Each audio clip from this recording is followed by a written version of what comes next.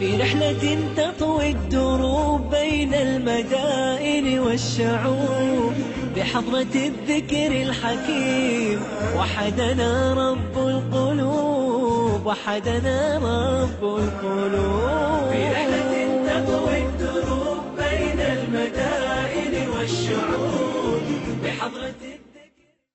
السلام عليكم ورحمة الله وبركاته.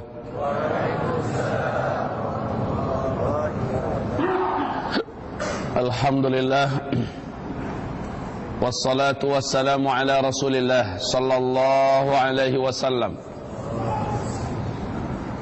Allahumma la sahla illa ma ja'altahu sahla wa anta taj'alul hazana idza syi'ta sahla.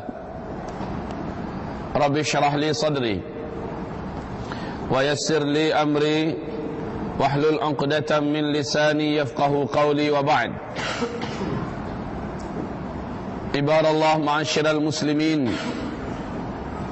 arsyadani wa iyyakum Allah. Allah Subhanahu wa taala berfirman di dalam Al-Qur'anul Karim surat Al-Anbiya ayat yang pertama, a'udzu billahi minasyaitonir rajim. Bismillahirrahmanirrahim. Iqtaraba lin-nasi hisabuhum wa hum fi ghaflatin mu'ridun. Telah semakin dekat kepada manusia masa kiamat dan mereka akan dihisab di padang mahsyar, padahal kondisi mereka ketika kiamat itu semakin dekat fi ghaflatin mu'ridun, di dalam keadaan ghaflah, dalam keadaan lalai, lagi menjadi orang-orang yang berpaling. Allahumma arhamna bil Quran. Al-Hafiz Ibnu Katsir di dalam kitab Tafsirul Quranil Azim beliau, Sahih Tafsir Al-Quranil Azim, berkata ciri dekatnya kiamat, kondisi manusia adalah ghaflah, dan yang kedua mu'ridun. Ghaflah dalam artian mereka disibukkan oleh ketamakan hati untuk mengejar dunia. Habis waktu mereka buat memburu dunia. Isi dalam kepala mereka, isi dalam hati mereka, cita-cita tertinggi mereka adalah dunia. Itu kondisi yang pertama. Kondisi yang kedua, mu'ridun. Mereka jauh daripada amal ibadah kepada Allah Subhanahu wa taala dan tidak percaya bahwa kiamat itu sudah dekat. Dua keadaan ini adalah gambaran yang disebutkan oleh Allah tentang mendekatnya kiamat, sementara manusia jauh daripada Allah, jauh daripada ibadah. Yang kedua, manusia tamak dengan dunia. Ini pula yang disebutkan oleh Rasulullah di dalam Sahih Imam Al-Bukhari. Rasulullah sallallahu alaihi wasallam bersabda, iqtarabatis sa'ah, saat kiamat semakin dekat. Wala yazdadun nasu minad dunya illa hirsa. Manusia semakin tamak, semakin rakus, semakin bersemangat buat mencari, memburu dunia. Semakin dekat kiamat, manusia ketika itu semakin rakus dengan dunia, semakin bersemangat memburu dunia, semakin bersemangat membangun dunia. Wala yazdaduna minallahi illa bu'da. Dan mereka tidaklah semakin bertambah dekat hubungan ibadahnya dengan Allah. Tidak. Justru manusia ketika itu semakin bertambah jauh dari Allah Subhanahu wa ta'ala. Ma'asyiral muslimin, arsyadani wa iyyakumullah. Kita dapatkan dari Rasulullah sallallahu alaihi wasallam bahwa saat kiamat semakin dekat, dua kondisi manusia waktu itu. Pertama, manusia semakin bersemangat memburu dunia, semakin menghabiskan waktunya buat mengejar dunia, mengumpulkan dunia. Cita-citanya tidak lagi tersisa untuk akhirat. Cita-citanya seluruhnya ditumpahkan buat mengumpulkan dunia. Dan kondisi manusia yang kedua, wala yazdaduna minallah illa bu'da. Mereka semakin bertambah jauh hubungan ibadahnya dengan Allah. Sedikit orang yang mau mengerjakan solat 5 waktu hari ini kaum muslimin. Betul tidak? Bahkan kalaupun ada yang solat 5 waktu, banyak yang saat ini lepas solat langsung pergi, tidak memerlukan zikir. Mereka wala yadhkurunallah illa qalila. Ibadah mereka kepada Allah sangat sedikit. Baik, kapankah kiamat akan terjadi? Ada yang boleh tahu? Kalau ada yang tahu kapan kiamat terjadi, kamera ini dengan seluruh perangkatnya dan orang yang membuat kameranya, saya bagi untuk dia. Tidak ada kaum muslimin. Dalam akidah Ahlus Sunnah wal Jamaah sepakat dengan satu kesimpulan, tidak seorang pun di bumi ini sampai hari kiamat boleh tahu bila pastinya kiamat raksasa, kehancuran alam semesta itu akan berlaku. Tidak seorang pun boleh tahu. Nabi pun, Nabi Muhammad kekasih Allah, utusan resmi dari langit, angkat tangan, tak tahu kapan boleh terjadinya kiamat itu. Ma'asyiral muslimin. Tapi Nabi menyebutkan ciri dekatnya kiamat adalah kalian temukan dulu zaman di mana pada zaman itu yang menjadi penguasa dan pemimpin adalah orang-orang yang terkenal miskin, penggembala ternak. Masya Allah. Dan mereka berlomba-lomba dan berbangga-bangga membangun bangunan yang tinggi-tinggi. Ketahuilah, seluruh ahli sejarah di dunia menyepakati tentang masa lalu kerajaan Arab Saudi hari ini. Arab Saudi ini, Pak, nama aslinya adalah Jazirah Arab, Al-Jaziratul Arabiyah, Jazirah Arab. Sekarang berganti nama menjadi Al-Mamlakah Al-Arabiyah As-Saudiyah, Kerajaan Arab Saudi. Ya, siapakah Saud ini? Saud adalah seorang kepala kabilah di Jazirah Arab yang anak keturunannya dan satu kabilah itu terkenal penggembala ternak. Mereka hamba-hamba Allah, miskin-miskin, tidak beralas kaki, bajunya saja hanya rompi saja, tanpa ada baju dalam penutup dada. Mereka membawa ternak ke atas bukit, turun ke lembah, pergi ke hamparan, mencari di mana-mana ada rerumputan yang boleh dimakan oleh ternak. Suasana politik ketika itu mereka manfaatkan oleh Saud ini, dan singkat kisah, dia pun berhasil menguasai seluruh opini publik dan dia dibaiat menjadi Amir Jazirah Arab. Dibaiat oleh Amir, menjadi Amir Jazirah Arab. Saat itu Jazirah Arab mereka ubah namanya menjadi Al-Mamlakatul Arabiyyatu As-Saudiyah, Kerajaan Arab Saudi. Dan lihat apa yang mereka lakukan sekarang. Apa yang dilakukan oleh dinasti Saud ini dalam bingkai kerajaan Arab Saudi, apa yang dilakukannya sekarang? Yang pulang dari tanah suci, dari Masjidil Haram, mesti melihat bahwa sekarang mereka sedang membangun bangunan-bangunan megah dan tinggi di sekitar Masjidil Haram. Betul? Yang pulang dari tanah suci ini, Masya Allah bangunan-bangunannya, Pak. Bahkan Ka'bah pun seperti satu titik tahi lalat saja. Grand Zamzam dengan 7 towernya yang mengagumkan. Dan itu pun lagi dibangun bangunan-bangunan yang akan membuat mata dunia terbelalak. Dahsyat. Di Madinah, di sekitar Masjid Nabawi, bangunan-bangunan tinggi. Di Riyadh, orang hampir lupa kalau mereka sedang ada di Arab. Bagaikan di Eropa lagi, kota besar metropolitan.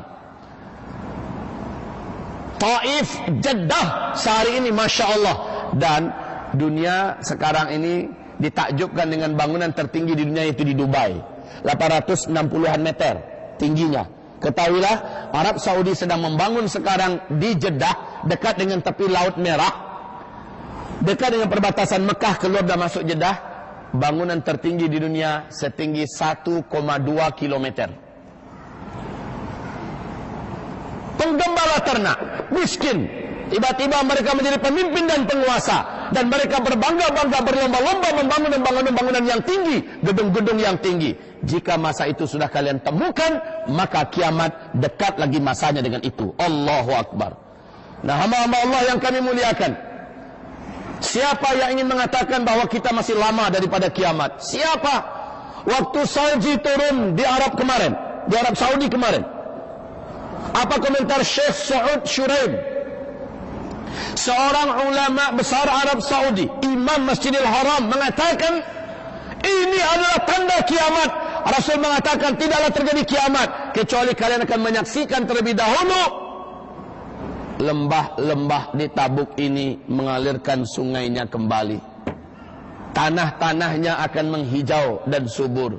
Dan salji sudah turun sudah di bulan Desember yang lalu. Mana pernah-pernahnya Arab Saudi turun salju. Daerah tandus kering, panas di musim panasnya, dingin menusuk di musim dinginnya. Tetapi kaum muslimin sekarang sudah turun salji. Hamba-hamba Allah yang kami muliakan, ketahuilah tidaklah terjadi kiamat kata Rasulullah selain ada 10 tanda besar kiamat muncul terlebih dahulu. 10 tanda besar kiamat muncul terlebih dahulu. Kalau tanda besarnya yang pertama sudah keluar, maka yang lain pasti menyusul dengan sangat cepat. Ini hadis diriwayatkan oleh Abu Daud, At-Tirmidzi dan Imam Ahmad. Hadis ini dinyatakan hasan sahih oleh Syekh Muhammad Nasiruddin Al-Albani, pakar hadis dunia abad 20. Beliau mengatakan, apa katanya?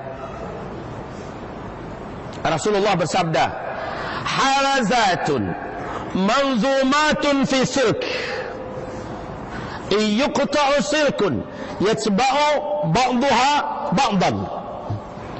10 tanda besar kiamat itu bagaikan 10 butir-butir batu marjan yang dihubungkan oleh tali di dalamnya, seperti batu tasbih lah, ya. Apabila bagian ujungnya ada simpul yang diikatkan, apabila simpul itu dipotong, yuqta'u silkun, kalau dipotong bagian simpul tadi, keluar butir pertama, yang lain pasti menyusul. Betul tidak? Kalau satu keluar, yang lain menyusul dengan sangat cepat. Makin dekat waktu kiamat, maka tanda besar kiamat itu semakin susul menyusul dengan waktu yang sangat cepat, tidak main lama. Dan kaum muslimin yang kami muliakan, 7 tanda kiamat dari 10 tadi, orang Islam di muka bumi ini masih sempat mendapatkannya dan menyaksikannya. 3 lagi sudah tidak disaksikan lagi oleh orang Islam. Hanya orang-orang kafir yang tersisa di muka bumi ini yang akan mendapatkan 3 tanda besar kiamat. 7-nya orang Islam masih sempat lagi mendapatinya. Apa itu tanda besar kiamat yang 10? 1. Dajjal keluar. Dajjal ini sudah hidup. Belum lagi hidup Nabi Musa AS, Dajjal ini sudah pun ada di muka bumi ini. Sekarang Dajjal posisinya sedang ditahan oleh Allah dengan rantai-rantai besar yang mengikat kakinya, mengikat tangannya dan lehernya. Dia ditemukan di sebuah pulau di Laut Yaman oleh Tamim Ad-Dari dengan 20 awak kapal yang terdampar ke pulau itu. Sebaik dia keluar dari pulau itu, dia bercerita kepada Rasulullah kisah pertemuannya dengan lelaki dalam gua itu. Dan Rasul berkata, itu adalah Dajjal. Kumpulkan manusia semua. Saya ingin kabarkan bahwa Tamim Ad-Dari telah bertemu dengan Dajjal di Pulau Anu. Dan pulau ini entah bagaimana caranya Allah Subhanahu wa ta'ala menyembunyikannya dengan kegaiban.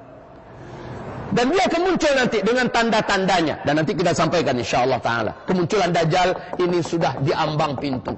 Bahkan ulama-ulama besar Timur Tengah, sekelas Syekh bin Baz, Mufti Arab Saudi sendiri mengatakan, hadza zamanu khurujud Dajjal. Inilah dia, zaman di mana kita hidup. Kita akan menyaksikan Dajjal keluar, air matanya pun keluar, sehingga basah bagian jubah dadanya. Dia mengatakan zaman kita Dajjal akan keluar. Karena ada tanda-tandanya kaum muslimin. Ya Rabb, kalau Dajjal sudah keluar, maka 2/3 dari seluruh umatku di muka bumi akan murtad dari Islam dan menyembah Dajjal. Makanya seluruh nabi dan rasul, kata Rasulullah, ma min nabiyyin mursal, tidak ada seorang nabi pun yang diutus oleh Allah kecuali setiap nabi itu memperingatkan kepada umatnya, hati-hati ya, Dajjal nanti pasti muncul. Dan tidak adalah fitnah yang lebih besar sejak bumi ini diciptakan sampai kiamat kelak yang lebih besar dan lebih berat. Fitnah itu melebihi fitnahnya Dajjal. Orang yang terkuat imannya sekalipun dari umatku ini di akhir zaman, kata Rasulullah, dia yakin dia tidak akan berubah dengan bertemu dengan Dajjal. Tapi sebaik dia berjumpa dengan Dajjal, dia akan langsung menyembah Dajjal. Orang yang paling kuat imannya akan menjadi pengikut Dajjal. Dia yakin dia tidak akan berubah. Ketika Dajjal bertemu dengannya, saya tidak akan berubah. Tahu-tahu dia bertemu dan dia akan menjadi penyembah Dajjal, kata Rasulullah sallallahu alaihi. Saking dahsyatnya fitnah Dajjal ini. Lamakah Dajjal muncul? Oh tidak. Rasul mengatakan masanya Dajjal sejak dia keluar, lepas mengelilingi seluruh permukaan bumi, mendatangi seluruh kota-kota di muka bumi, dan mengajak penduduk-penduduk yang masih hidup di muka bumi untuk menjadi penyembahnya dan mengangkatnya sebagai Tuhan. Lamanya hanya 40 hari saja. Tapi 40 hari itu, kata Rasulullah, hari yang pertama dari 40 itu kalian menghitungnya 1 tahun. Hari yang kedua kalian menghitungnya 1 bulan. Hari yang ketiga kalian menghitungnya 1 minggu. Dan 37 hari yang lain kalian hitunglah seperti hari-hari kalian yang biasa. Jadi kalau di total, sejak Dajjal keluar lalu mendatangi seluruh manusia yang ada di muka bumi, hanya 1 tahun, 2 bulan, 2 minggu sahaja. Habis. Hanya 2 kota yang Dajjal tidak boleh memasukinya, karena sudah dijaga, kata Rasulullah, dengan malaikat-malaikat Allah yang menghunus pedang-pedang untuk menanti kedatangan Dajjal. Coba masuk ente, tak sembleh. Yaitu Makkah dan Madinah. Hanya Makkah dan Madinah tidak boleh dimasuki Dajjal.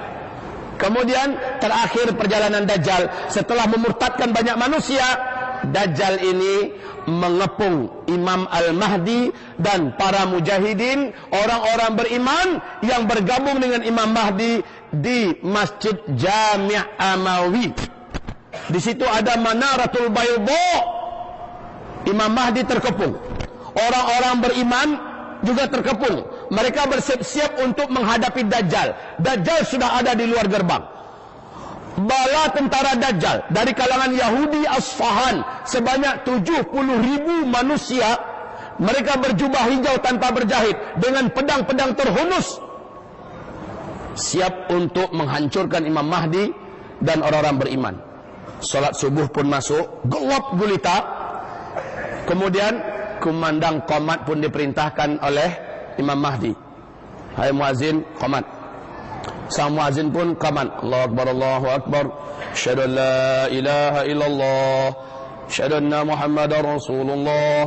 Hayya 'alas shalah, hayya 'alal falah. Qad qamatis shalah, qad qamatis shalah. Allahu Akbar, Allahu Akbar. La ilaha illallah. Imam Mahdi pun maju untuk mengimami salat. Dia maju menghadap ke arah kiblat, semua orang dah siap-siap. Tiba-tiba seluruh mata mereka tertuju ke langit. Kenapa? Ada cahaya dari langit turun ke bumi. Ternyata 2 malaikat Allah yang bersayap sedang turun. Di tengah-tengahnya Nabi Isa dibawa oleh mereka. Nabi Isa meletakkan kedua tangannya di pundak malaikat yang sebelah kanan, dan malaikat sebelah kiri satu lagi. Nabi Isa pun turun. Masya Allah. Rasul menceritakan dengan sangat rapi hadis ini. Semua yang ada melihat kedatangan Nabi Isa bersyukur, karena mereka sudah tahu kalau Dajjal sudah muncul, pasti Nabi Isa akan turun. Karena hanya Nabi Isa saja yang diberi oleh Allah kemampuan dan kekuatan, authority untuk membunuh Dajjal. Selain Nabi Isa tidak ada. Dan Nabi Isa sekarang sudah diantar turun oleh 2 malaikat. Nabi Isa membawa tongkat khusus dari langit, tombak yang hanya dengan tombak itu Dajjal boleh dibunuh. Maka Imam Mahdi pun mundur, mempersilahkan Nabi Isa menjadi imam. Apa kata Nabi Isa? La, lita'umma anta. Engkau yang maju, jadi imamlah. Khusus zaman ini engkau imamnya, engkau pemimpinnya. Saya hanya makmummu, saya hanya penolongmu. Maka Nabi Isa pun bergabung dengan shaf pertama. Imam Mahdi mengimami solat. Lepas solat subuh, Assalamualaikum warahmatullahi wabarakatuh. Assalamualaikum warahmatullahi wabarakatuh. Gerbang pintu Masjid Jami' Amawi telah berhasil dijebol oleh Dajjal. Runtuh pintu itu. Maka Dajjal dengan sombongnya masuk ke dalam, dan bala tentaranya 70.000 pasukan Yahudi Asfahan sudah siap dengan pedang-pedang mereka, haus darah untuk membunuh Imam Mahdi dan orang-orang beriman. Tiba-tiba Dajjal masuk gerbang, Nabi Isa pun berdiri, dan kedua tokoh ini saling berhadap-hadapan. Masya Allah. Maka menjerit Dajjal di situ, melolong kesakitan, karena kata Rasulullah, seluruh tubuhnya meleleh bagaikan garam yang dimasukkan ke dalam air hangat. Kalaulah Dajjal tetap bertahan di situ, maka Dajjal akan menjadi cairan yang mati di tempat. Dengan kesaktian yang Allah berikan, Dajjal langsung lari sejauh-jauh tempat, dan Allah memberikan kepada Nabi Isa kemampuan lebih daripada Dajjal. Kemanapun Dajjal lari, Nabi Isa sudah menunggu. Terakhir Dajjal lari ke Lut, pintu Lut di Palestina, dan Nabi Isa sudah menunggu di situ. Dihunjamnya dengan kuat Dajjal itu dengan tombak yang dibawa oleh Nabi Isa. Maka matilah Dajjal di tempat, berlumuranlah tombak itu dengan darahnya Dajjal. Kemudian dengan izin Allah, Nabi Isa kembali bergabung ke Damaskus dengan kecepatan yang Allah memberikan, dan dia umumkan bahwa Dajjal ini darahnya sudah dibunuh. Maka bersyukurlah orang-orang beriman. Orang-orang Yahudi tadi yang bersama Dajjal dengan penuh semangat perang dan membunuh, merasa inilah saatnya menguasai dunia secara penuh. Lari puntang-panting. Mereka ketakutan karena sang komandan tertinggi, imam besar mereka, Dajjal laknatullah alaih, sudah mati. Maka mereka pun lari. Rasul mengatakan saat itu orang-orang beriman, tentara Imam Mahdi dan Nabi Isa mengejar mereka kemana saja mereka sembunyi. Nah, itulah perang terakhir umat Islam melawan Yahudi. Yahudi bersembunyi di balik batu besar. Saking takutnya bersembunyi di balik batu besar. Batu itu bersuara dengan izin Allah nanti. Ya Muslim, hadza Yahudiyun warai, ta'ala faqtulhu. Hai Muslim, ada Yahudi sembunyi di balik saya nih. Cepat sini, tangkap, bunuh dia, kata batu. Ini hadisnya sahih ya. Sembunyi dia di balik pohon, sembunyi, bicara lagi pohon. Ya Muslim, hadza Yahudiyun warai, ta'ala faqtulhu. Hai Muslim, ini ada Yahudi di belakang saya. Sini, tangkap, bunuh. Di balik tembok, di balik batu, di balik pohon, di mana saja orang Yahudi ini bersembunyi, maka alam Allah, makhluk Allah ini berbicara, berpihak kepada orang-orang beriman. Illal gharqat, kecuali pohon gharqat, kata Rasulullah. Hanya pohon gharqat saja yang tidak berpihak dengan orang-orang beriman, dan inilah pohon neraka nanti. Sembunyi Yahudi-Yahudi di balik pohon gharqat, pohon itu diam saja. Tapi masalahnya hadis ini udah bocor duluan ke telinga orang-orang beriman. Paham orang beriman bahwa Yahudi pasti akan paling banyak bersembunyi di balik pohon gharqat. Maka tahu enggak kaum muslimin, pohon gharqat ini 9 tahun yang lalu sudah ditanam oleh Israel sebanyak 20 juta batang pohon. Karena mereka yakin ini pohon di akhir zaman akan berpihak pada mereka. Mereka tanamilah pohon sebanyak itu. Pernah lihat pohon gharqat? Pernah lihat pohon gharqat? Belum? Pernah melihat lambang ini tidak? Lambang seperti ini. Macam mana ya? Set. Pernah lihat? Itu adalah lambang pohon gharqat. Ini lambang sakral bangsa Yahudi. Ini lambang pohon gharqat kaum muslimin. Nah, pohon gharqat ini sekarang ketinggiannya sudah 11, 12 sampai 16 meter. Dalam jumlah yang sangat banyak kebun-kebun pohon gharqat. Ternyata Yahudi sangat yakin, Pak, bahwa ini juga akhir zaman. Di kitab mereka malah lebih cepat lagi mereka memperkirakan akhir zaman itu, kemunculan Dajjal. Kaum muslimin yang kami muliakan, Dajjal terbunuh, Yahudi seluruhnya habis. Muncul tanda besar kiamat yang nomor 3, yaitu munculnya, keluarnya bangsa yang tidak punya hati, tak punya perasaan. Bangsa yang suka membunuh, haus darah dan suka perang.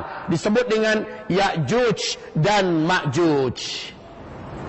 Inilah bangsa yang dikurung oleh Dzulqarnain, sang penakluk yang agung. Masyiral muslimin, Nabi mengatakan, saat aku ini diutus sekarang, diinformasikan oleh malaikat Jibril kepadaku bahwa tembok yang mengurung Ya'juj Ma'juj sudah terbuka sebesar ini. Sudah terbuka sebesar ini. Nanti Ya'juj dan Ma'juj Allah ceritakan di surah Al-Kahfi, Allah ceritakan dalam surat Al-Anbiya, Allah ceritakan dalam surah Al-Ankabut, Ya'juj dan Ma'juj ini nanti akan keluar dan membungkusi seluruh Timur Tengah. Saking banyaknya jumlah mereka, Timur Tengah mereka bungkus. Dalam artian apa? Kayak kita nih, banyak sampai setimur Tengah penuhnya Ya'juj Ma'juj itu. Tidak ada hadis apakah Ya'juj Ma'juj itu sampai ke Indonesia nanti, sampai ke Malaysia, saking banyaknya jumlah, wallahu alam, hanya Timur Tengah tertutupi oleh mereka. Nabi Isa tak boleh melawan. Imam Mahdi pun tak kuasa melawan. Orang-orang beriman malah bersembunyi.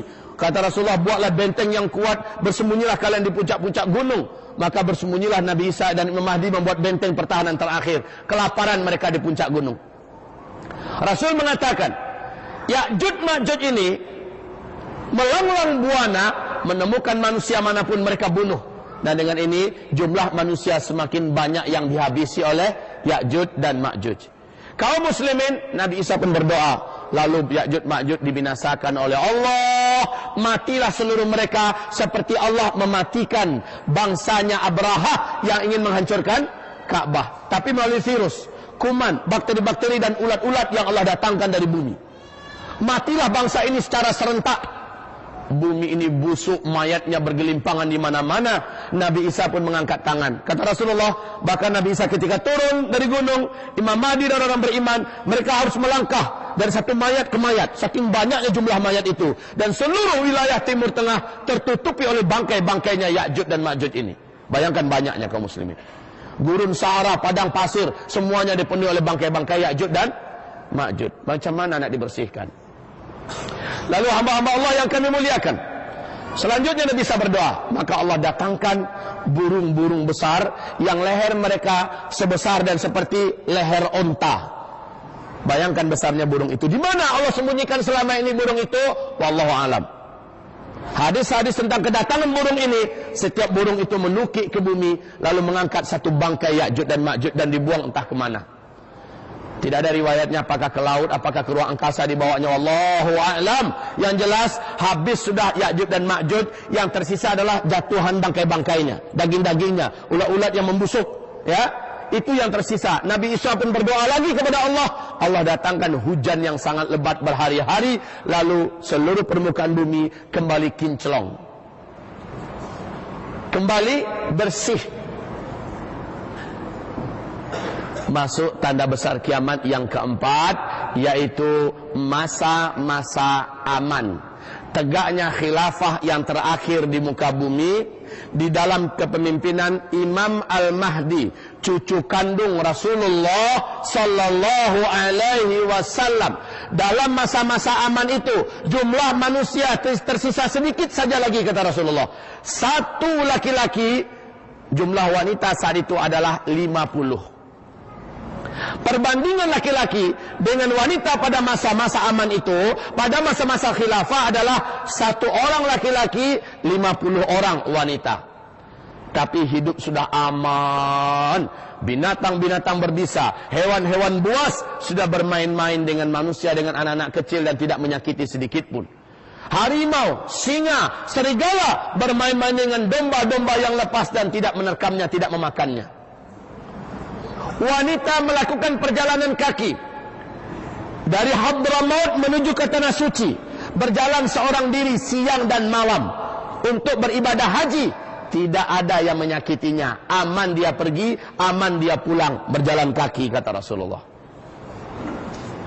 Kaum muslimin yang kami muliakan, emas melimpah ruah, tumbuh-tumbuhan, tanam-tanaman, buah-buahan seluruhnya merata di muka bumi. Sambil jalan boleh memetik buah karena tidak ada yang punya. Boleh makan, rumput-rumputnya tebal, air-air sungainya mengalir, emas pun berserakan di mana-mana kaum muslimin. Sampai-sampai kata Rasulullah, tidak ada seorang pun yang mau menerima sedekah orang lain. Salah seorang di antara kalian akan membawa emas sebesar genggaman tangannya, lalu diberikan kepada tetangganya, terimalah hadiah dariku, terimalah sedekah dariku. Apa kata tetangganya yang menerima, mau saya apakan emas itu? Di dapur saya sekian ember, entah mau diapakan sekarang. Saking makmurnya manusia ketika itu kaum muslimin. Tapi masa ini tidak lama. Rasul menyebutkan masa ini hanya 7 tahun saja. Di hadis yang lain, masa ini antara 8 atau 9 tahun saja. Jadi antara 7 tahun atau 8 atau 9 tahun, masa ini pun berakhir. Macam mana cara berakhirnya? Lanjutkan.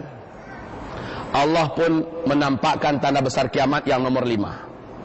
Jadi yang pertama Dajjal, yang kedua Nabi Isa, yang ketiga Ya'juj dan Ma'juj, yang keempat tegaknya khilafah dan munculnya masa-masa aman. Di masa-masa aman ini nanti Imam Mahdi meninggal dunia, Nabi Isa meninggal dunia, dan Imam Mahdi digantikan oleh Al-Qahtani kata Rasulullah. Lalu di masa aman ini Allah munculkan tanda besar kiamat yang nomor 5, yaitu terbitnya matahari dari sebelah barat. Tempat dia bisa tenggelam, dari situ matahari terbit. Ini tanda besar kiamat. Saat itu manusia berbondong-bondong ingin menyatakan syahadat. Orang-orang kafir ingin masuk Islam. Orang-orang yang ingin masuk Islam ingin menyatakan syahadatnya. Tapi saat itu sudah tidak diterima lagi keislaman siapapun yang belum Islam sebelumnya. Dan saat itu, sebelum matahari terbit, Allah dalam hadis sahih Imam Muslim akan memanggil matahari dari tempatnya. Matahari pun pergi meninggalkan bumi ini, sehingga tidak ada belahan bumi manapun yang terang. Gelap muka dan belakang, atas dan bawah. Matahari pun menghilang. Kata Rasulullah, matahari ini sujud di bawah arasy Allah dalam waktu yang Allah saja memutuskan. Kemudian Allah berkata, wahai matahari, bangkitlah engkau dari sujudmu dan pergilah engkau kembali ke tempat posisimu semula. Terbitlah engkau dari tempat biasanya engkau tenggelam. Maka matahari pun terbit, dan kalian di bumi pada waktu itu kata Rasulullah merasakan malam seperti 3 malam kalian. Panjang terasa Pak. Sehingga puas berulang-ulang seseorang tahajud sampai penat, sampai letih dia tahajud, lalu dia bangun, lalu dia tertidur saking lelahnya dari tahajud, dan dia tidur lagi sepuas-puasnya. Bangkit, dia lihat masih gelap, dia pun tahajud balik. Kemudian dia tahajud sepanjang-panjangnya tahajud, seletih-letihnya tahajud. Dia lihat masih gelap, dia pun tidur kembali. Pas bangun lagi, belum juga terang, dia tahajud lagi. Sampai selepas tahajud, dia gelisah, dia turun ke jalan-jalanan. Gelap gulita. Orang-orang yang beriman lainnya juga turun ke jalanan, dah puas tahajud berulang-ulang. Apa kata mereka? Ada apa ini? Ada apa ini? Kemudian mereka, kata Rasulullah, orang-orang beriman saat itu mengumandangkan azan subuh. Maka mereka siap-siap melaksanakan sholat subuh. Selepas sholat subuh mereka berzikir. Ternyata masih gelap di luar. Apa kata mereka? Mungkin tadi terlalu cepat kita azannya. Ulang balik azan. Benar kaum muslimin, ulang balik azan. Mereka pun mengumandangkan azan subuh kali kedua. Lalu mereka sholat sunat fajar 2 rakaat. Lalu mereka sholat subuh berjamaah. Dan berzikir lagi dengan zikir yang panjang. Belum lagi terang matahari. Belum. Bahkan tanah merah di ufuk timur pun nggak nampak. Kaum muslimin, apa kata mereka? Kayaknya terlalu cepat kita azan tadi. Azan balik. Azan lagi Pak.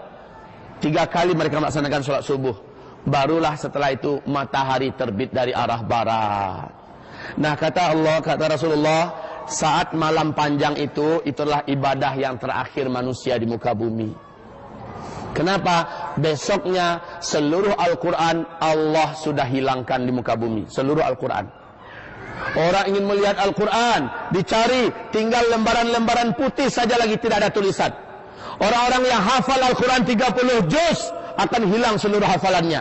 Orang yang hafal Al-Fatihah dan Qul Huwallahu Ahad sekalipun akan hilang seluruh hafalannya dari kerongkongannya.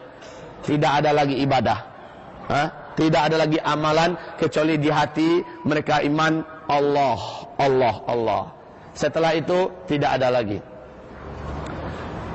Kaum muslimin, Rasul mengatakan matahari itu terbitnya hanya setengah hari saja, lalu tenggelam balik di tempat dia terbit tadi, yaitu sebelah barat, dan besoknya dia terbit sebelah timur seperti biasa.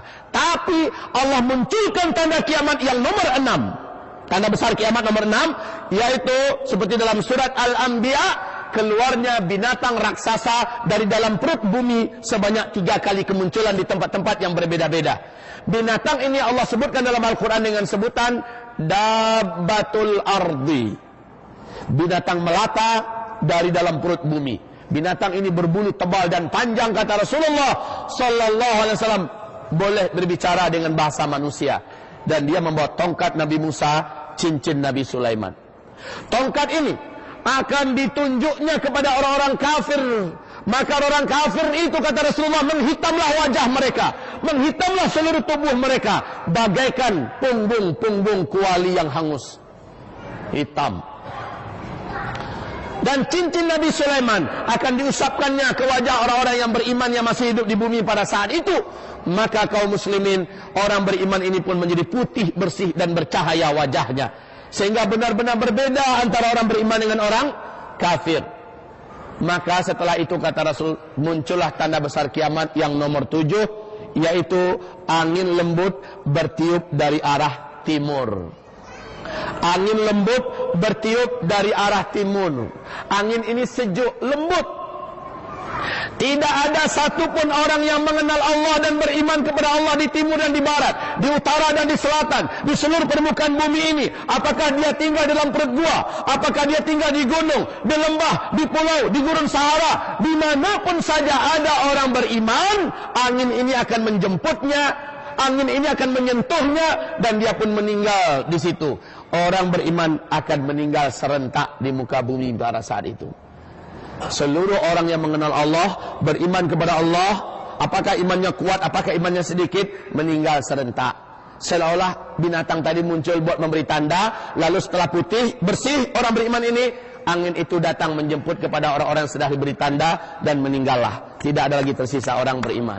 Faham sekarang kenapa Nabi mengatakan selama masih tersisa satu saja orang beriman di muka bumi, Allah akan tunda kiamat itu 40 hari lagi. Ini pertanda seluruh orang beriman akan Allah wafatkan secara serentak, sebagai tanda besar kiamat yang nomor 7. Artinya tanda besar kiamat nomor 8 tidak ada lagi orang beriman akan menyaksikan, yaitu penenggelaman bumi di sebelah timur. Tanda kiamat yang nomor 9, penenggelaman bumi di sebelah barat. Dan tanda kiamat yang ke-10 adalah munculnya api raksasa yang menggiring manusia ke wilayah Syam. Dan situlah nanti kiamat raksasa, kehancuran alam semesta terjadi. Kaum muslimin yang kami muliakan, 7 tanda besar kiamat akan disaksikan oleh orang Islam umat Nabi Muhammad. Kapan itu Pak Kiai? Mungkin 1000 tahun lagi kah? Atau mungkin 100.000 tahun lagi? Ada yang berani mengatakan demikian?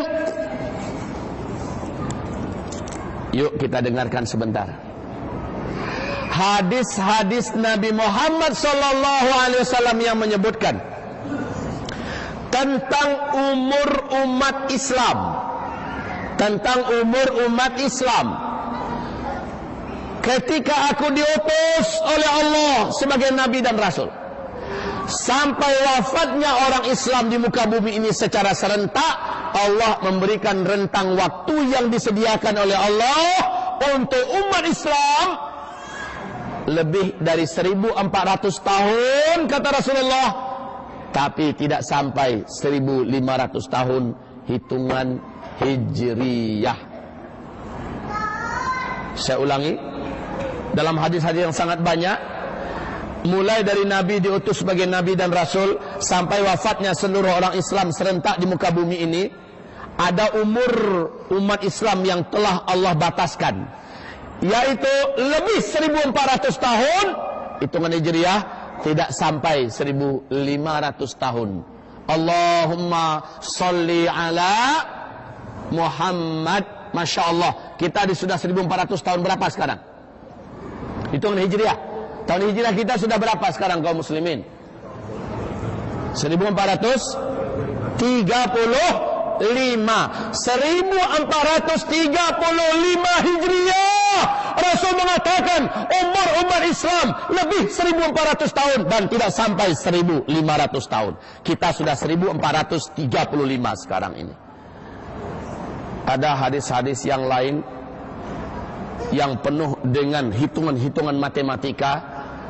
Syekh Ibnu Hajar Al-Asqalani yang terkenal dengan kitab fenomenal beliau, Syarah Sahih Imam Al-Bukhari, yaitu judul kitabnya Fathul Bari, Beliau adalah pakar dan ahli hadis dunia, yang kitab Fathul Bari menjadi rujukan seluruh ulama-ulama besar dunia sampai hari kiamat. Beliau mengumpulkan hadis-hadis Nabi ini di dalam kitab Umur Umat Islam beliau, di Syarh Fathul Bari, dan juga dalam kitab Al-Ijarah jilid yang keempat, naskah asli Arab, halaman 570-an di kitab Al-Ijarah. Juga lihat di Kitabul Fitan tentang Umur Umat Islam. Apa komentar Syekh Ibnu Hajar Al-Asqalani? Lebih dan kurang, mungkin lebih sedikit, mungkin kurang sedikit, umur umat Islam sejak Nabi diutus sebagai Nabi dan Rasul berakhir dengan wafatnya seluruh orang Islam di dunia, lebih dan kurang, boleh jadi lebih sedikit, boleh jadi juga kurang sedikit, adalah 1476 tahun saja. Lebih dan kurang sedikit. Imam As-Suyuti mengatakan, kalau menurut hitungan saya dari hadis-hadis Nabi, 1477 tahun saja. Beda setahun saja. Syekh Ibnu Rajab Al-Hambali mengatakan, yang paling aman pokoknya, katanya, main pokoknya dia, pokoknya lebih 1400 tahun, yang pasti tidak sampai 1500 tahun. Nah, kaum muslimin, yuk kita coba menghitung dengan hitungan Syekh Ibnu Hajar Al-Asqalani. Beliau mengatakan umur umat Islam ini lebih dan kurang 1476. Sekarang kita berapa, Pak? 1435. Silakan dikurang-kurangi. Berapa sisa yang di depan kita lagi? 41 tahun saja lagi. Lalu umat Islam akan meninggal serentak. 7 tanda besar kiamat akan kita dapati, akan kita temukan. Masya Allah, la haula wa la quwata. Allah. Hitungannya Hijriyah loh. Hijriyah itu mulai dihitung sejak kapan? Sejak Nabi Muhammad hijrah dari Mekah ke Madinah kan? Artinya ada 13 tahun semenjak beliau diutus sebagai Nabi dan Rasul, belum kita masukkan dalam hitungan. Artinya yang 41 tadi dikurangi lagi 13. Berapa? Tinggal 28 tahun lebih dan kurang ke depan. Makanya ulama-ulama besar Timur Tengah sekarang mengatakan, memperingatkan manusia semua bahwa kasus pertempuran, peperangan, pembantaian yang terjadi di Suriah hari ini adalah cikal bakal tegaknya khilafah yang terakhir di muka bumi. Karena khilafah akan tegak di Damaskus dan berjayanya nanti di Palestina, kata Rasulullah dalam hadis-hadis beliau yang sahih. Kaum muslimin yang kami muliakan, Masya Allah, kita sedang menuju akhir zaman. Pak Kiai, Ustaz, kami berat menerima dan mungkin kami tidak percaya. Ya terserah. Faman syaa falyu'min wa man syaa falyakfur. Yang mau percaya, imanilah ini. Yang tidak mau percaya, kufurilah. Tidak ada masalah. La ikraha fid din. Seorang hamba Allah Zulkifli Muhammad Ali, entah apa alasan dan bagaimana caranya, Allah takdirkan pada malam tanggal 31 Februari di Bintulu, Allah datangkan ke masjid Darul Hidayah, berbicara di hadapan hamba-hambanya, menceritakan dengan secara jelas dan terang hadis-hadis Rasulullah, ayat-ayat Allah, tanda-tanda alam tentang dekatnya kiamat. Ternyata ada yang tidak percaya, terserah, tidak ada yang memaksa. Tapi yang percaya, maka ada tawaran berikutnya yang ditawarkan oleh Rasul. Tawaran bahasa Malaysianya benar, tawaran juga. Ada tawaran Rasulullah kepada umatnya. Yang percaya, kalian lakukan ini, kalian lakukan ini, kalian lakukan ini, agar kalian selamat, agar kalian terjaga. Yang tidak percaya, maka dia masih menari-nari di muka bumi ini, mengumpulkan dunia yang sebentar lagi akan disesalinya. Dia akan meratap dengan emas yang banyak, tak berguna. Dia akan menyesal dengan ringgit-ringgit manusia yang sampai ratusan juta, dan semuanya tidak bermanfaat. Kaum muslimin, 10 tanda besar kiamat, belum satu pun yang dimulai oleh Allah. Belum muncul Dajjal kan? Belum. Kalau Dajjal sudah muncul, maka yang lain akan menyusul dengan sangat cepat. Dan seluruh ulama ahli hadis, ulama-ulama para fuqaha, mulai dari sahabat sampai sekarang, dan ini akan menjadi akidah umat sampai hari kiamat dari Ahlus Sunnah wal Jamaah, bahwa Dajjal tidak akan keluar sampai tokoh legendaris akhir zaman Allah munculkan dulu, yaitu Imam Al-Mahdi. Imam Al-Mahdi ini menurut hadis-hadis yang disusun dan dikumpulkan oleh Syekh Muhammad Nasiruddin Al-Albani di dalam kitab beliau yang sudah diterjemahkan ke dalam bahasa Indonesia, bahasa Melayu, menanti kedatangan Al-Mahdi. Hadis-hadis tentang Al-Mahdi, hadis-hadis sahih yang sanadnya, runutannya ke atas sampai ke tingkat mutawatir maknawi. Hamba-hamba Allah yang kami muliakan, kok bisa Imam Mahdi akan muncul? Sebelum kemunculan Dajjal, Imam Mahdi terlebih dahulu akan keluar. Dan dia dari keturunan kandungku, dari nasab Fatimah, dari keturunan Ali. Dan dalam hadis Rasul mengatakan dia adalah dari Hasan bin Ali, Hasan bin Fatimah. Sementara versi Imam Mahdi menurut Syiah dari Husain bin Ali. Mereka karang-karanglah hadis-hadis mereka yang tidak ditemukan sanadnya, yang tidak ditemukan riwayatnya. Kemudian mereka katakan bahwa Imam Mahdi itu dari kelompok kami nanti, dari kelompok Syiah. Ya, dianya dari Husain bin Ali. Ma'asyiral muslimin, Imam Mahdi versi Syiah, kalau dia muncul, Abu Bakar dan Umar akan mereka bangkitkan lalu disiksa oleh Imam Mahdi sampai hari kiamat. Istri Rasul itu Bunda Aisyah, istri Nabi yang lain akan disiksa dan dirajam sampai hari kiamat. Masjid kaum muslimin seluruh dunia akan diruntuhkan. Yang tidak mau masuk Syiah dari Ahlus Sunnah wal Jamaah akan dibunuh oleh mereka. Dan Imam Mahdi ini kerjanya akan menghancurkan Ka'bah dan memindahkan tanah suci ke Iran. Enak betul Imam Mahdi mereka. Tetapi alhamdulillah itu semuanya tidak ada akan terwujud. Karena Imam Mahdi yang sesungguhnya, hadis-hadis yang bercerita tentang itu dari Rasulullah, hadis-hadis ini sahih, bahkan sampai ke tingkat mutawatir maknawi. Hadis-hadis ini menyebutkan kemunculan Mahdi itu dengan beberapa tanda. Satu, tidaklah muncul Al-Mahdi kecuali seluruh muka bumi akan penuh dengan keributan dan huru-hara. Bencana demi bencana susul menyusul di berbagai tempat. Yang kedua, tidaklah muncul Al-Mahdi kecuali fitnah, pembantaian dan peperangan di Syam membara dan bergelora. Syam itu di mana? Suriah, Palestina, Yordania dan Lebanon pada hari ini. Dan keempat wilayah itu sudah membara dalam fitnah, peperangan dan pembantaian umat Islam oleh para penguasa-penguasanya yang Syiah.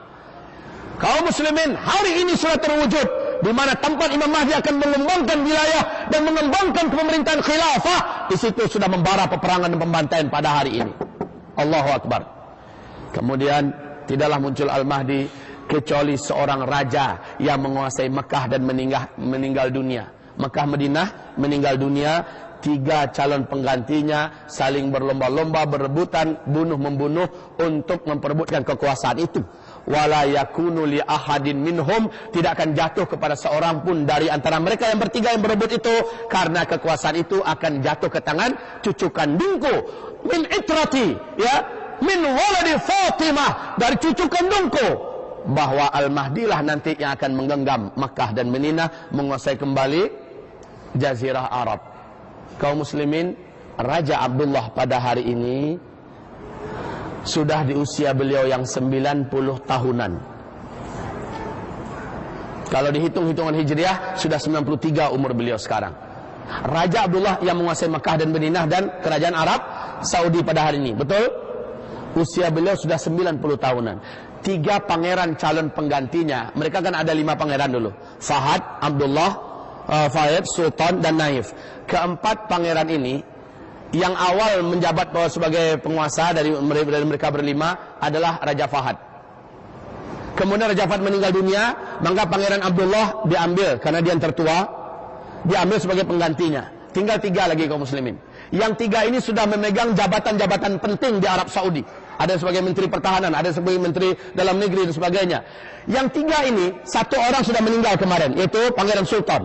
Berarti tinggal 2. Dalam hadis 3. Ternyata Raja Abdullah sudah mencalonkan 1 orang lagi, yaitu putra kandungnya yang baru berusia 15 tahun sebagai calon putra mahkota selepas dia. Berarti ada 3 lagi kan? Nabi mengatakan akan saling berbunuhan dan tidak akan jatuh kekuasaan itu kepada seorang pun di antara mereka bertiga, karena Al-Mahdi lah yang akan memegang tampuk kekuasaan itu. Masya Allah, Artinya sekarang umat manusia sedang menanti-nanti kedatangan Al-Mahdi. Al-Mahdi hanya akan datang, kata Rasulullah SAW, ketika teknologi kalian seluruhnya sudah tidak ada. Kalian akan berperang dengan Imam Al-Mahdi, menggunakan pedang, menggunakan tombak, dan menggunakan panah. Kalian akan berjalan di atas kaki kalian dan menunggang kuda. Kalian akan berperang seperti hari ini kita berperang. Summa uttum min haitsu bada'tum. Kamu akan kembali seperti hari ini, kata Rasulullah. Kamu akan berperang dengan kuda, dengan panah, dengan tombak, dengan pedang. Kamu akan berjalan kaki di atas kaki-kaki kamu. Ketika Al-Mahdi muncul, teknologi seluruhnya sudah musnah. Subhanallah. Steve Jobs mengatakan, dia menemukan teknologi digital, penguasa teknologi iPad, dia yang menguasai ini, dan dia berkata kepada lebih daripada 2000 karyawannya, selepas saya adalah orang yang terakhir yang menemukan teknologi ini. Selepas saya, kalian semua akan kembali ke zaman batu. Itu pernyataan seorang ilmuwan sekelas Steve Jobs, bukan seorang bodoh yang bicara. Albert Einstein, kenal dengan Albert Einstein? Kenal? Pernah jumpa? Belum, sama. Tapi pernyataan beliau ini dirilis oleh seluruh dunia. Ketika beliau didesak, tolong ceritakan kepada kami prediksimu, dia pakar kimia dunia, prediksimu tentang perang dunia ketiga besok ini, kita akan berperang dengan cara apa, dengan senjata apa? Jawaban beliau sangat menakjubkan. Perang dunia ketiga, kalian tidak akan menggunakan teknologi apapun yang kalian temukan hari ini. Kalian akan berperang dengan senjata-senjata manual, entah apapun itu senjatanya. Kalian akan berperang dengan senjata manual. Masya Allah, ternyata lebih 20 tahun yang lalu, itu NASA Amerika dan kekuatan-kekuatan intelektual, para ilmuwan-ilmuwan, saintis-saintis dunia menyepakati bahwa sekian puluh tahun yang akan datang, yaitu pada tahun-tahun sekarang ini, bumi ini akan memasuki wilayah sungai, arus sungai meteor, dan bumi ini akan mengalami hujan meteor. Kaum muslimin, meteor ini dikatakan oleh Michael Penn, ini akan menghentikan semua teknologi yang dimiliki manusia di bumi ini. Ada pengurainya tersendiri, kaum muslimin. InsyaAllah ta'ala ini akan kita uraikan. Pada intinya, teknologi kita berhenti secara serentak di muka bumi ini. Maka benar kata pakar-pakar, wajar kalau hari ini Amerika sudah selesai mempersiapkan 6 bunker raksasa di dalam tanah mereka, 30-300 meter kedalamannya. 6 bunker raksasa, kaum muslimin. Mereka sudah persiapkan ini. Satu bunker itu semacam kota kecil yang mereka buat di bawah tanah, ya. Mereka sudah persiapkan mampu memuat 500.000 manusia satu bunkernya. Dengan fasilitas hidup, satu bunker itu boleh bertahan selama 1 tahun. Mereka sudah selesai kaum muslimin. Udah 1 tahun ini mereka selesaikan. Tinggal mengisi orang aja lagi. Kenapa? Bumi ini akan diserang meteor nanti. Dan tahun yang lalu sudah 3 meteor yang menabrak bumi. Satu di Siberia, Rusia, ya kan? Satu di Siberia, Rusia, pada tanggal 14 Februari 2013. Yang kedua jatuhnya di Argentina, dan itu meledak di atas negara Argentina, sehingga pada malam hari itu tanggal 15 April ya, meledaknya di atas negara Argentina. 8 kota pada malam hari itu langsung terang benderang beberapa detik. Dan yang ketiga jatuhnya di Los Angeles, ini pada tanggal 6 November 2013. 3 meteor sudah jatuh. NASA Amerika mengumumkan ada 1.300 meteor yang akan menabrak bumi dalam 4 tahun ini, 2013, 2014, 2015, dan 2016. Sehingga apa kata pemerintahan Rusia kepada dunia? Tidak ada yang mampu menyelamatkan bumi dari serangan meteor kecuali doa, katanya. Negara ateis, Pak, yang anti Tuhan selama ini, mengatakan yang boleh menyelamatkan bumi dari serangan meteor hanyalah doa, katanya. Baru ketahuan bahwa bagaimanapun sombongnya manusia, mereka akan kembali kepada fitrahnya. Doa itu berarti ke siapa, Pak? Ke Allah, kan? Mereka yakin bumi ini tidak akan selamat dari serangan meteor. Dan Rasul berkata, di akhir zaman nanti akan terjadi duhonun yang menggelapi bumi selama 40 hari 40 malam. Gelap bumi ini, gelap gulita. Orang-orang kafir akan berubah bentuk, mereka menjadi jelek-jelek, melepuh-melepuh, karena kegelapan itu panas, kaum muslimin.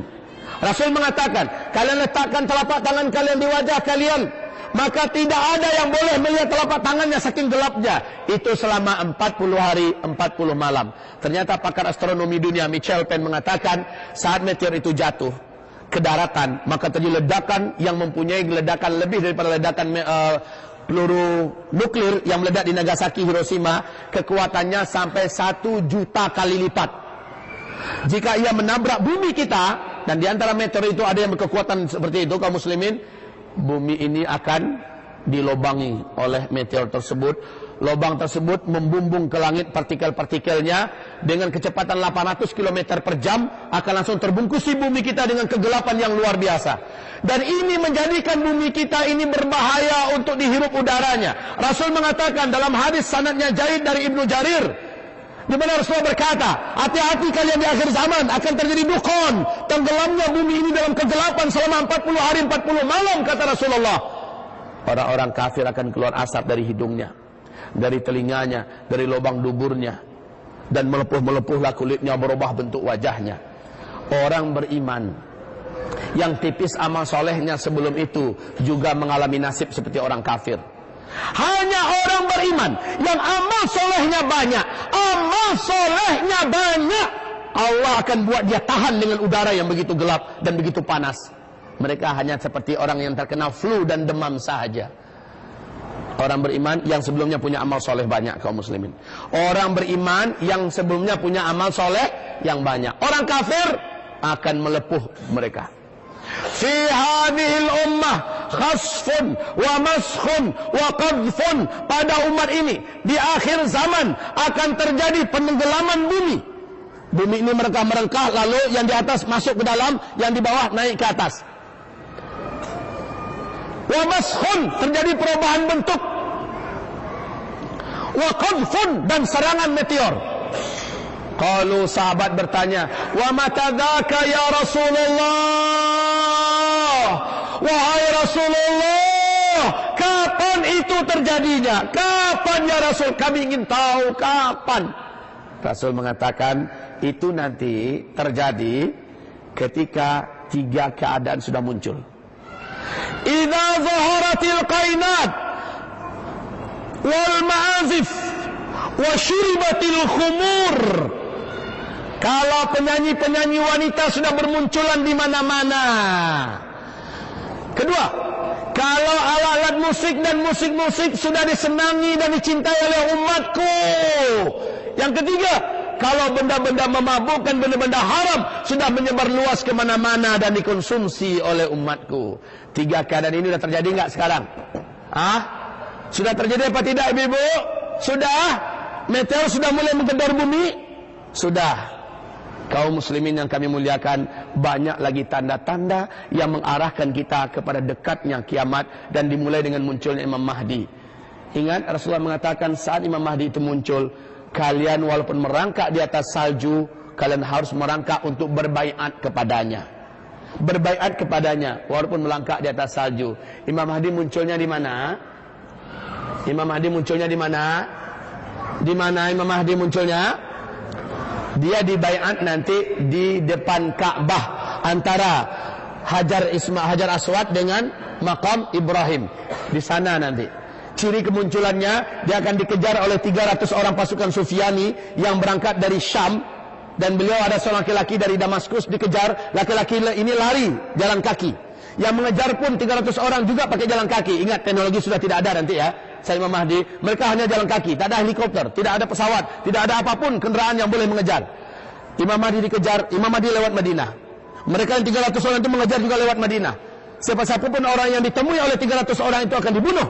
Kemudian yang membunuh adalah 300 orang ini. Laki-laki ini yang dikejar sampai ke Al-Baida.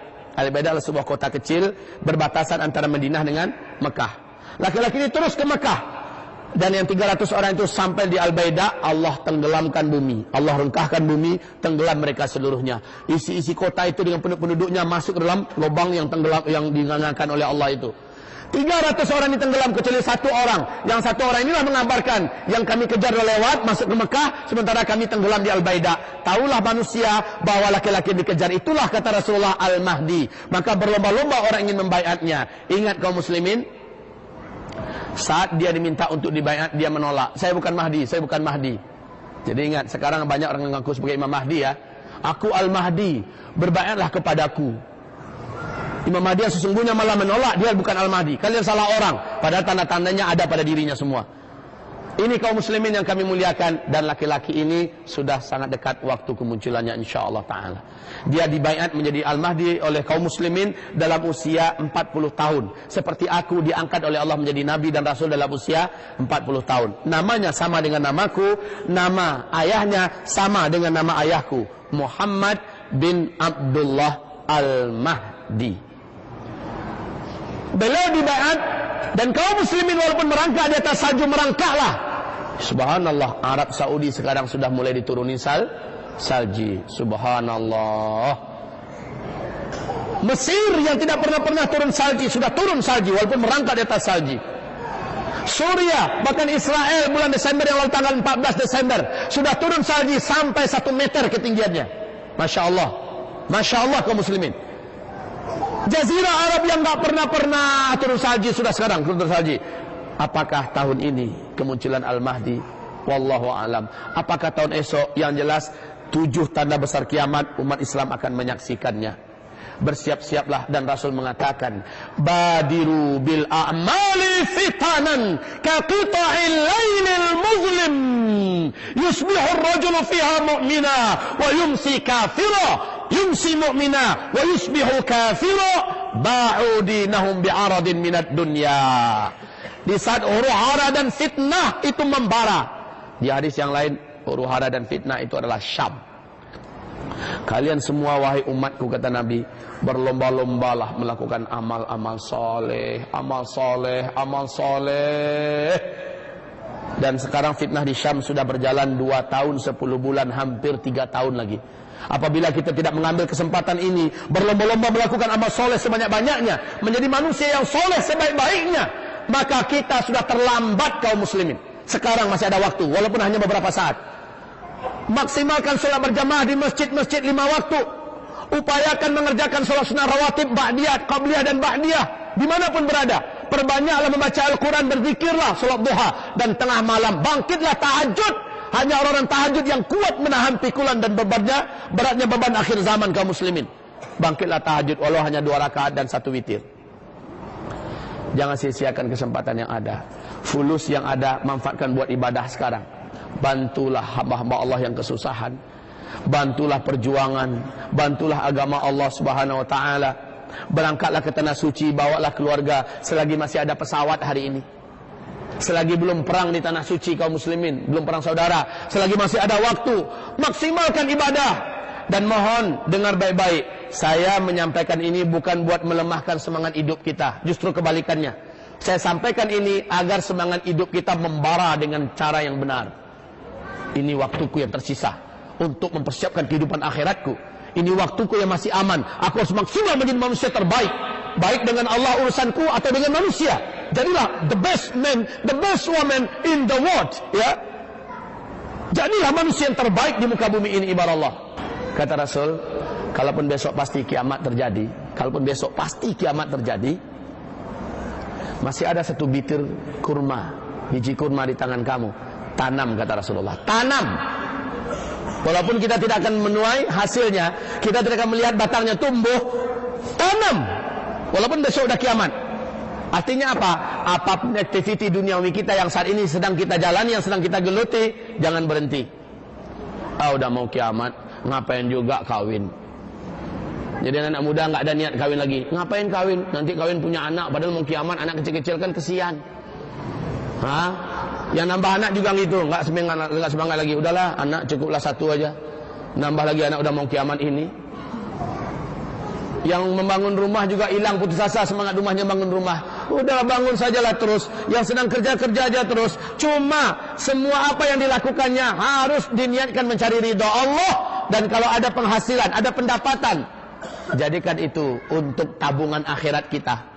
Sekarang kaum muslimin, kejar waktunya. Kejar sebelum terlambat. Beruntunglah orang yang bersiap-siap, dan merugilah orang-orang yang tidak bersiap-siap.